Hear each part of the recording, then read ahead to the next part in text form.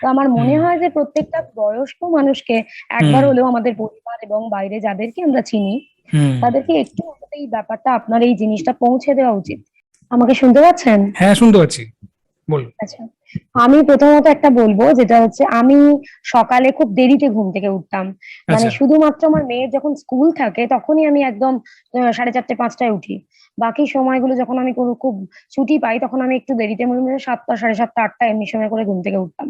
ওকে। তো আমি এবং আমি অনুলোম বিলোম এবং কপালভাতি আমি অনেকদিন ধরে প্রাণায়াম করি। হুম। কিন্তু আমি একেবারে বিকেলটা বেছে নিয়েছিলাম, যে হুম। যখন একটু ফাঁকা টাইম পাবো এরকম। আজকে সকালে যেটা করেছি সেটা হচ্ছে আমি নিজে থেকে সময় বার করে নিলাম যে ইয়েস। সকালবেলা আমি একটু আর্লি রাইজ করবো, এবং আমি উঠে এবং আমি সবকিছু সরিয়ে ততক্ষণে আমার আমার বেটাকে আর কি তুলেই নি, যে না উঠতে হবে এমনি কিছু না, যাতে ইয়েস। আমি একেবারে নিজে থেকে একদম একা একা যেটা করতে পারি।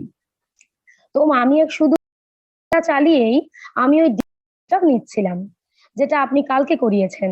তো হুম। এটা আমার একটা আলাদা অনুভূতি। আর আজকে যেটা হলো সেটা আমি কি পরিবর্তন হলো বুঝতে পারলাম না, কিন্তু কি হলো আমি সেটা আমি ঠিক বলতে পারছি না আর কি, যে কি ওই জিনিসটা ইয়েস। চেঞ্জ হলো।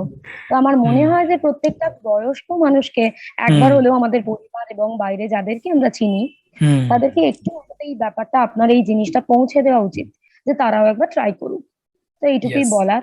ইয়েস। মন দিয়ে ক্লাস করার চেষ্টা করব। Yes. Yes, very good experience. Thank thank you. You so much, thank you sir. Madam, most welcome madam. আপনি যদি কোনো প্রকার শারীরিক বা মানসিক অসুবিধা অনুভব করেন তাহলে অবশ্যই আমার সঙ্গে যুক্ত থাকার চেষ্টা করুন এবং আমার ক্লাসে জয়েন করুন, এবং আপনার সঙ্গে দেখা হচ্ছে ক্লাসে।